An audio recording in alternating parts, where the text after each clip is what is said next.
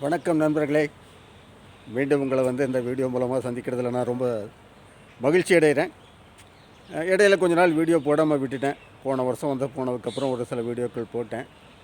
இருந்தாலும் கூட போன வாரத்தில் பார்த்திங்கனாக்கா அந்த அயோத்தி பாகம் 2, அதுக்கப்புறம் பார்த்திங்கன்னா இந்த கோயம்புத்தூர்லேருந்து அமிர்தசரஸ் வந்த ட்ராவல் ஃப்ளைட் ஜேர்னி இண்டிகோவில் வந்தோம். அந்த விமான பயணம் அது தொடர்பான செய்திகள் வீடியோ போட்டிருந்தேன், பார்த்துருப்பீங்கன்னு நம்புகிறேன். இப்போது ஜூலை மாதம், ஆக்சுவலாக ஒரு போன மாதத்துக்கு முன்னாடி ஜூலை மாதத்தில் நானும் என் மனைவியும் அமர்நாத் பயணம் போயிருந்தோம். ஒரு அமர்நாத் கண்டிப்பாக உங்கள் எல்லாருக்கும் தெரிஞ்சிருக்கும். சிவபெருமானுடைய ஒரு முக்கியமான ஒரு ஸ்தலம். ஆக்சுவலாக பார்வதிக்கு அமரத்துவம் அப்படிங்கிறத பற்றி எடுத்து சொல்கிறதுக்கு சிவபெருமான் அழைத்து கொண்டு போன இடம்தான் அமர்நாத். இது ஜம்மு அண்ட் காஷ்மீர் மாநிலத்தில் அனந்தநாக் மாவட்டத்தில் இந்த இடம் கிட்டத்தட்ட 14,500 அடி உயரத்தில் இமயமலையில் அமைஞ்சிருக்கு. அது ஒரு மிக சிறப்பான இடம். எப்போவுமே வருடம் ஃபுல்லாக பனி சூழ்ந்து பனி பெய்து கொண்டு இருக்கக்கூடிய பகுதி. ஆனாலும் கூட இந்த ஜூலை ஆகஸ்ட் மாதங்களில் வருடம் பக்தர்கள் அந்த இடத்துக்கு போய் தரிசனம் பண்ணுறதுக்கு அனுமதிக்கப்படுறாங்க. ஸோ அந்த அடிப்படையில் தான் ஜூலை மாதம் எங்களுக்கு ஒரு வாய்ப்பு கிடைச்சிது. நாங்களும் போயிட்டு வந்தோம். ஒரு அற்புதமான ஆன்மீக பயணம். வாய்ப்பு கிடைக்கிறவங்க கண்டிப்பாக இந்த பயணத்தை மேற்கொள்ளணும், போய் பார்க்கணும். அந்த இடம் அமைஞ்சிருக்கிற சூழல் அருமையான ஒரு இடம். ஸோ அதை பற்றிய வீடியோ இப்போ நான் போட்டிருக்கேன். ஒரு 3 அல்லது 4 பகுதிகளாக போட்டிருக்கேன். அதை தொடர்ந்து போடுறேன், பாருங்கள், என்ஜாய் பண்ணுங்கள். நன்றி, வணக்கம். வணக்கம் ஃப்ரெண்ட்ஸ். ஈசனை தேடி இமயம் நோக்கி பயணத்தின் முதல் கட்டம் ஜம்மு தாவி ஜங்ஷன் சேர்ந்துட்டோம். அடுத்து அப்படியே நம்ம பயணத்தை தொடருவோம்.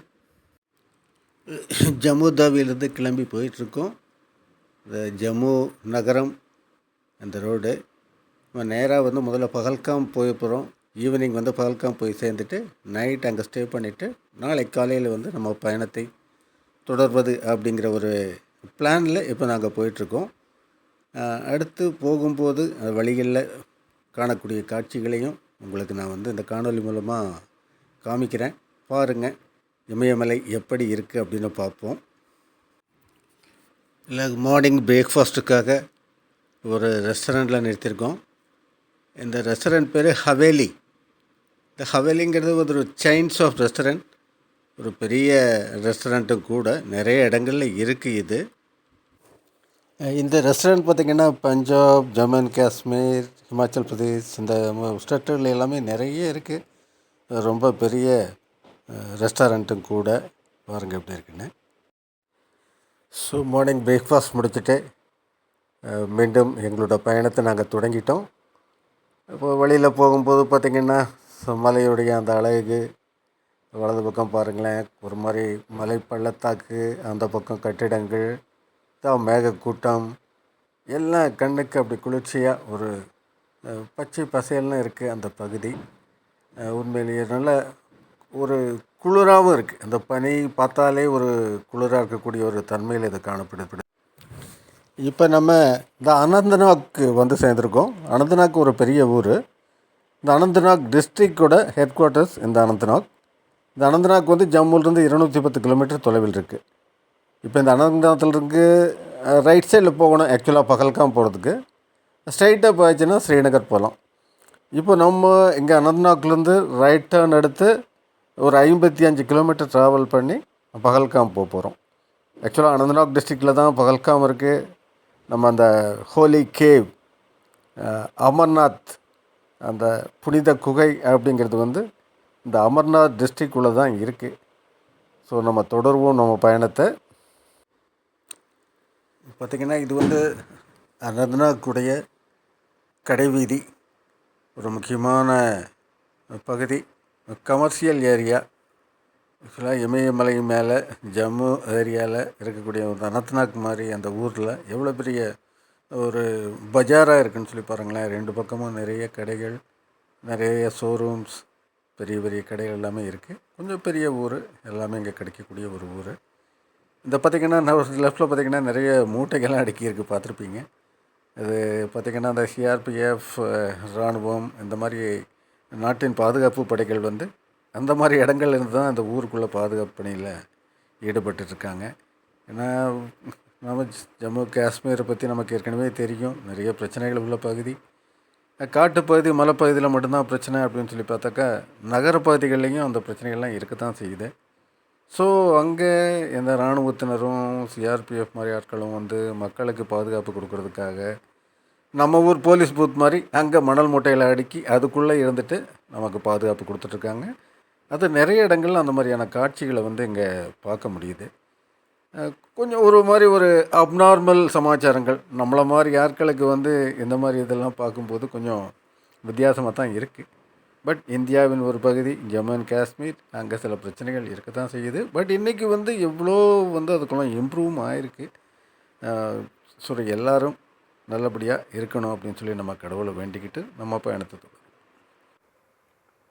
இப்போ நம்ம இந்த பஹல்காம் ஊருக்கு பக்கத்தில் வந்துட்டோம். இந்த பஹல்காம் அப்படிங்கிறது ஊர் என்ட்ரி பாயிண்ட், அதாவது ஃபுட்பாத்துன்னு சொல்லலாம். மலை ஏறும்போது மலை அடிவாரம், இங்கேருந்து தான் வந்து அமர்நாத் கேவ் போகிறதுக்கான பாதை துவங்குது, மலை பாதை துவங்குது. இந்த பஹல்காம் வந்து பார்த்திங்கன்னா ஒரு முக்கியமான இடம். அமர்நாத் போகிறதுக்கு 2 வழி இருக்குது. ஒன்று வந்து இந்த பஹல்காம், இன்னொன்று பாட்லால் அப்படின்னு சொல்லிட்டு இன்னொரு பக்கம் ஒரு வழி இருக்குது. ஆனால் இந்த பஹல்காம் வழியில் போகிறது வந்து ரொம்ப விசேஷம். அது என்ன காரணம்னு கேட்டிங்கன்னாக்கா, அதுக்கு முன்னாடி இங்கே பக்கத்தில் இந்த ஒரு ரிவர் போகுது பாருங்கள். இந்த ஆற்றை பற்றி நான் சொல்லிடுறேன். ஒரு பெரிய ஆறு, பஹல்காமில் வந்துருக்கக்கூடிய, இமயமலையில் உருவாகி வந்திருக்கக்கூடிய ஒரு ஆறு. இந்த ஆறோட பேர் பார்த்திங்கன்னா லிடர். இந்த ஆறு வந்து கீழே போயிட்டு ஜம்மு பக்கத்தில் இந்த சேலம் ரிவரில் கலக்குதுன்னு சொல்கிறாங்க. நல்ல ஒரு அகலமான ஆறு, மேலேருந்து அந்த தண்ணி நல்ல ஃபோர்ஸாக அப்படி வந்துட்டுருக்கு. இது பஹல்காமை ஒட்டியே, அந்த ரோட்டை ஒட்டியே வந்து இந்த ஆறு வந்து வந்துட்டுருக்கு. நம்ம அதோடவே சேர்ந்து பயணிச்சிட்ருக்கோம்.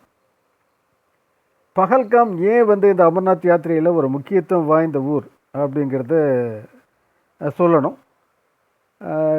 அமர்நாத் அப்படிங்கிறது வந்து சிவபெருமான் பார்வதிக்கு அமரத்துவத்தை பற்றி சொல்லுவதற்காக அழைத்து கொண்டு போன இடம்தான் அமர்நாத். அந்த ஹோலி கேவ் வந்து அதுதான். அங்கே போகிறதுக்கு சிவபெருமான் வந்து இந்த பஹல்காம் வழியாக போகிற ரூட்டு தான் வந்து தேர்ந்தெடுத்தார். இந்த பாட்லால் வழியாக போகலை.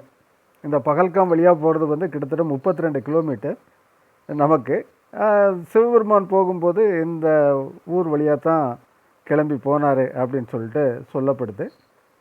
போகும்போது இதே அந்த ஊரில் வந்து அந்த நந்தி தேவரை வந்து விட்டுட்டு போயிட்டார் அப்படின்னு சொல்லிட்டு ஒரு இது சொல்லுவாங்க. ஏன்னா அவர் அங்கே போய் சேரும்போது அவரும் பார்வதியும் மட்டும் இருக்கணும்.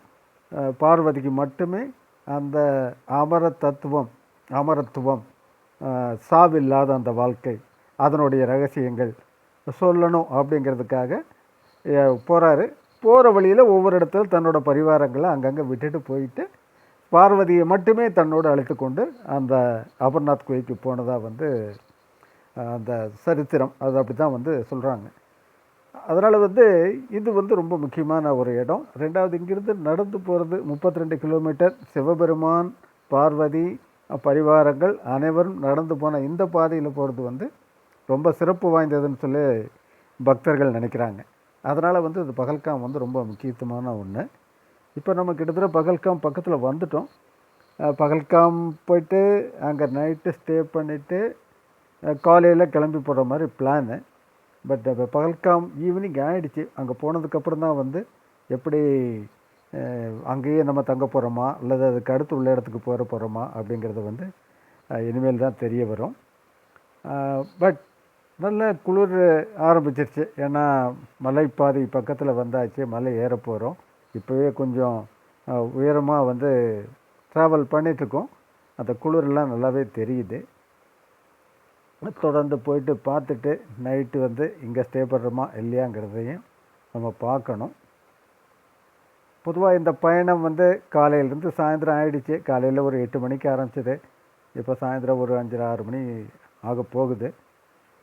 கண்டினியூஸ் ட்ராவல் மலைப்பாதையில் எங்களுக்கும் கொஞ்சம் டயர்டாக தான் இருக்குது. ஸோ உடனடியாக போயிட்டு எவ்வளோ சீக்கிரம் முடியுதோ அவ்வளோ சீக்கிரம் போய் தங்குறதுக்கான ஒரு இடம் பார்த்து ரெஸ்ட் எடுக்கணும். அதுதான் இப்போதைக்கு தேவை. இப்போ சந்தன்வாடிக்கு நாங்கள் வந்துட்டோம். பகல்காம்லேருந்து ஒரு 11 கிலோமீட்டர் மலை மேலே. ஆக்சுவலாக இந்த சந்தன்வாடியில் தான் வந்து வரக்கூடிய எல்லா யாத்திரிகர்களையும் செக் பண்ணிவிட்டு எங்கேருந்து தான் வந்து அந்த அடையாள அட்டை உள்ளவங்களை மட்டுமே மேலே அனுப்புவாங்க. அது ஒரு முக்கியமான பாயிண்ட். சந்தன்வாடி இங்கேருந்து நடந்து தான் போகணும். இது வரைக்கும் ரோடு வழியாக 4 வீலரில் வரலாம். இதுக்கு மேலே வந்து நடந்தோ அல்லது குதிரையிலையோ மட்டும்தான் அமர்நாத் யாத்திரையை மேற்கொள்ள முடியும். எங்களுக்கு பகல்காமில் தங்குறத விட இங்கே சந்தன்வாடியில் வந்து தங்கிட்டோம்னா காலையில் நேரத்தில் எழுந்திரிச்சு போகிறது வசதி அப்படின்னு சொல்லப்பட்டதுனால நாங்கள் நேராக சந்தன்வாடியே வந்துட்டோம். ஆனால் வர்ற வழி மலை மேலேயே வந்து எல்லா பக்கம் மேகக்கூட்டம், பனிப்பொழிவு, ஒரு மாதிரி சில்லுன்னு இருந்துச்சு. ஒரு வழியாக சந்தன்வாடி வந்துட்டோம். இது இப்போ நான் பார்க்குறது வந்து நாங்கள் தங்குறதுக்கான கொடுக்கப்பட்டிருக்கக்கூடிய ஒரு டென்ட்டு. சொல்லப்போனால் கொஞ்சம் வசதியாக தான் இருக்குது. ஏன்னா இந்த மாதிரி மலைப்பகுதியில் அவ்வளோ உயரத்தில் இப்படி ஒரு தங்குவதற்கு வசதியான ஒரு இடம் கிடைக்கிறதுங்கிறது வந்து கண்டிப்பாக கடவுளுடைய அருள் தான். அதனால் வந்து உண்மையிலேயே பரவாயில்ல. பார்த்திங்கன்னா இது இந்த டென்ட்டில் உள்ள பெட் எல்லாமே இருக்குது. நம்ம சேர்ஸு, உட்கார்றதுக்கு டேபிள், அதேமாதிரி பெட்டு. இது வந்து பாத் அட்டாச்சும் கூட. உள்பக்கம் வந்து ஒரு டெம்ப்ரவரி ஃப்ளஷ் அவுட் இது மாதிரி எல்லாம் வச்சு பாத் அட்டாச்சாகவும் வச்சுருக்காங்க. இந்த மாதிரி பெட்ரூம் இருக்குது. இதில் இன்னொரு விசேஷம் பார்த்திங்கன்னா இந்த பெட் வந்து ஹீட்டர் பெட். ஆக்சுவலாக பவர் கனெக்ட் பண்ணியிருக்காங்க.